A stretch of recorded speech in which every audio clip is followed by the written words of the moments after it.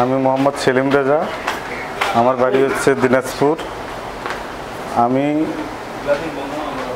গত বৃহস্পতিবারে দিনাজপুর থেকে আমার ভাতিজাকে নিয়ে এসেছিলাম চিটাগাঙ্গে। আমি ব্যবসা করি, আমার দোকান আছে হচ্ছে চার দোকান। ছেলেটা হঠাৎ করে 2 দিন থাকার পর হারিয়ে গেছে। ছেলের নাম হচ্ছে যে মোহাম্মদ উমর ফারুক, বয়স 15 থেকে 16। ছেলের গায়ের রং হচ্ছে ফর্সা, শ্যামলা, পরনে ছিল জিন্সের প্যান্ট, নেভি ব্লু শার্ট। কিন্তু আমি থানাতে জিডি করছি, পাঁচলাইশ থানাতে। অনেক খোঁজাখুঁজি করার পর ছেলেটার কোনো সন্ধান পাচ্ছি না।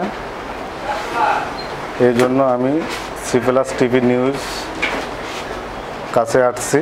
ছবি দেখে যদি কেউ ছেলেটাকে চিনতে পারেন তাহলে দয়া করে উপরে দেওয়া নাম্বারটাতে যোগাযোগ করবেন।